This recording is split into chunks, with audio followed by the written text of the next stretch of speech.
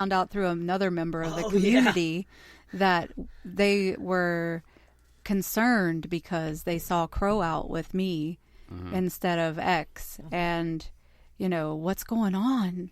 And our friend had to tell them, it's like, no, you that's do know okay. they're poly, right? And, so. And they already if you knew have that a too, problem which was with, weird. If you had a question or concern, you could have just asked him. Which would have been the thing to do, but a lot of people get a weird form of, I don't know, they get a weird fear. Because they're like, I don't know how to confront this situation. Do I talk to this person directly? Do I ask who's cheating who? Because they immediately default to cheating. Because they see you out with this other person and you must be cheating. So things are not well at home, are they? Right. How are things at home? How's your wife? Didn't we get asked that one? Yes. How's your wife? Yeah. Good. Which one? Yeah. Yeah, I have been asked that before by somebody, and I wasn't out at work at the time, but he went up to me and said, how's your wife? And I said, which one? The one you live with. Which one? The one you sleep with. Which one? We have not narrowed it down at all. As far as like dating and everything, we've tried a few different apps. We tried OkCupid.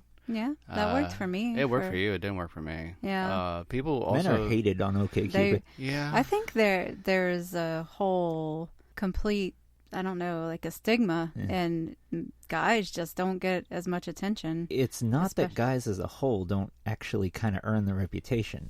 Yeah, it's like, to be fair. Like Yeah. How are you all doing? the dick pics and it's all like, the... hi, how are you doing today? Here's a dick. Yeah. Here's a dick. No, there a dick, you everywhere, don't dick, even dick. get the hi, how are you That's today? just, here's my dick. Yeah. Please, guys who are doing that, please just go away. Stop. You're killing it for all of us. Yeah, I can imagine most of them drive the big, humongous dolly trucks with the ball sacks hanging off the back of them, probably. Probably. The Ford compensator. It's, Yeah. I'm just, But, I didn't have much luck in that. I had one date on it, and that was fun. The other ways we've met people through, there's a lot of poly communities. There's on Facebook, there's tons of poly groups.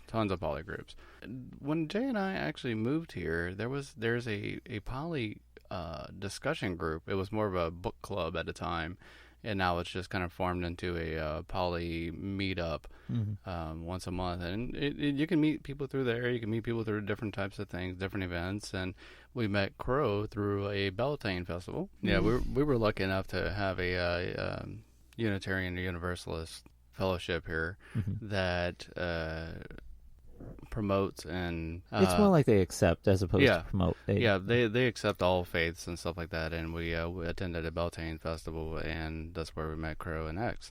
So surprisingly, there was a really large population of poly people there too. It was which was amazing. It was awesome. People use Tinder. They use a lot of the other... Plenty of Fish. Yeah. There's... And even Facebook now has a dating app. Yeah. There is one thing when you're dating, you can notice right away the subtle differences between the swinging community and the poly community. Now, we're poly. We don't judge other people. So if you're more on the swinging end of the spectrum, and we actually kind of present it as a spectrum.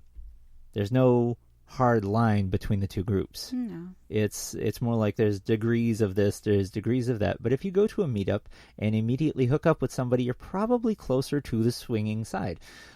Just to be honest, if you're going there to meet people to find friends that might develop into something more, you're probably closer to the poly side. Or you're just going to learn and get information, or just have a support group for your current family and your current relationships. One thing I found really cool is that most people in the poly community, when they're with like-minded people, they're more than willing to share their experiences and their thoughts, their concerns, their everything, like their advice. Like if you ask for advice, like, how do you handle this? How do you handle that? And they're more than willing to talk about it. And because we've had so many people with so many different types of experiences, from, the mono poly dating to Crow's 27. Do we need to bring that up again? Because we still need to have that conversation. I mean, whatever. We're past that. We are so past it. So, there's a lot of different. One more word about it, and I'll raise it to 28. Why does it matter at that point? No, I don't know how you after would you're past 5, I'd imagine it's all, I see how busy our calendar is. Yeah, I can't even imagine. No. But there's a lot of different poly sites, a lot of different Facebook groups out there, and they're really awesome. I mean, I know one of them that I'm in. It's hilarious. It's a bunch of geeks and whatnot, and always have funny memes and all kinds of other stuff that they post, and have people asking for advice occasionally. And so you get a lot of different views of poly from all over the world, which is awesome. There's a lot of polyamory dating groups on there as well. Now you do have to be careful, read the rules and all of that, because they may have specific guidelines on what you can post, when you can post it or not. Ultimately, you could post that you're looking for someone in your area and post where you live, and I guarantee you there's probably a group in your area within a decent driving range that you could attend. And people do book clubs, they do discussion groups. Now, as a whole, some discussion groups they kind of frown upon dating, they don't want you to use their group as a dating platform where you're just going to, pick off your next person. It does happen. It happened to us. Yeah, to a limited degree, I agree with it. But it's one of those things where if you're awake, alive, and on the dating scene, life is your platform. Right, yeah. You're going to find people wherever you find them. And if you're spending a significant amount of time someplace, it's almost inevitable that's where you're going to find them. Well, not only that, the polyamory community is kind of close-knit and small. You end up circulating within other people's circles that and you'll know someone who knows this person because it just happens that way. Meet one person and they'll probably know 5 more. So that's how you get out and about. You can also do the traditional going out, going dancing, just getting out. It's becoming more mainstream. Oh yeah. So I'm sure people will reach out to you. You'll reach out to them. If you're out in the dating world, you're going to be looking anyway. And if you're honest and forthcoming, you're going to. So here's a question for those of you who are meeting new people and are asking the question, when do you reveal that you are poly and that they're going to be an addition, not a main event?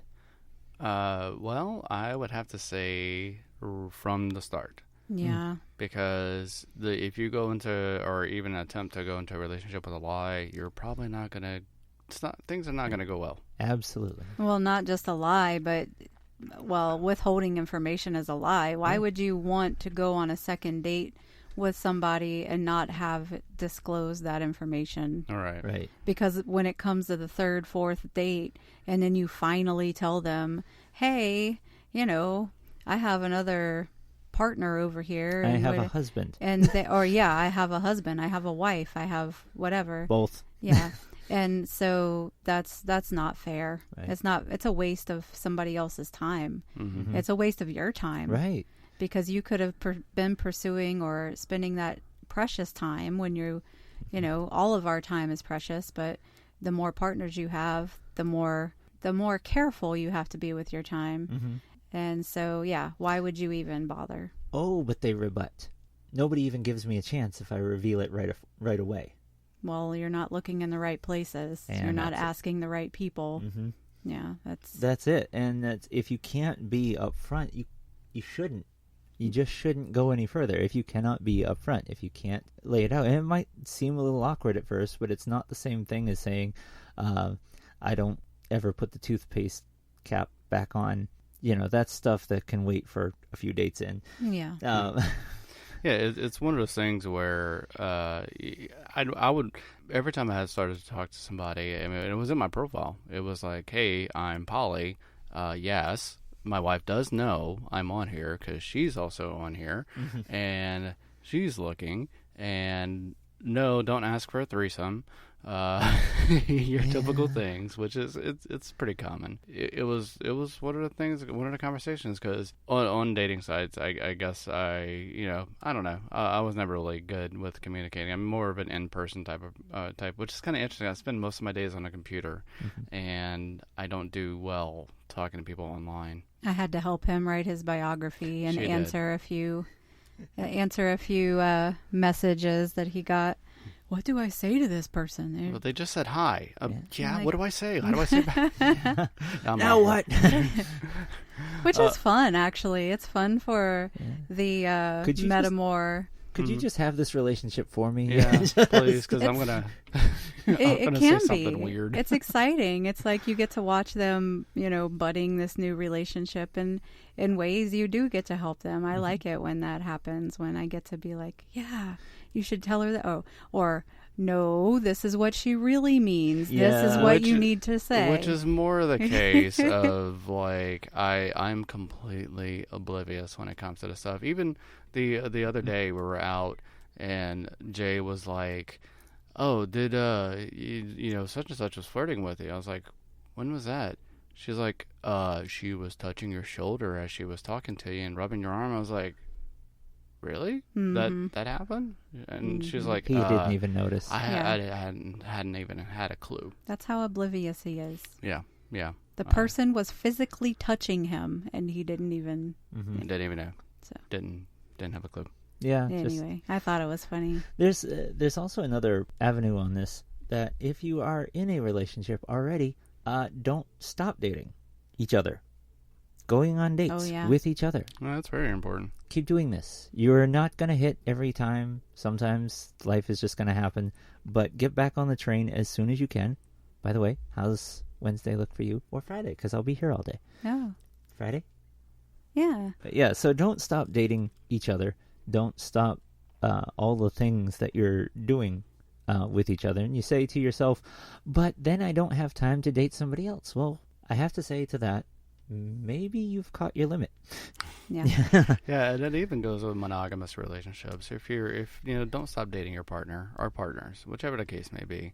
It kind of keeps, things going, and, sitting down, having a nice dinner, or going out to a comedy club, or going out and just on a drive, one of my favorite things to do, or even a movie or whatever. Just laying get out a blanket out in the yard, having a picnic. Exactly. Just, spend time with your loved one is probably a fairly important thing to do. Dating is something that should never stop, no matter how long a relationship you've been in. Speaking of long, dick pic? Oh, sorry. Really? Are you one of those guys? No, he's not. I wouldn't be with him if he was. In fact, she's asked me and I've said no. But long distance relationships, those can be, and we actually had a comment on our Facebook page about long distance relationships.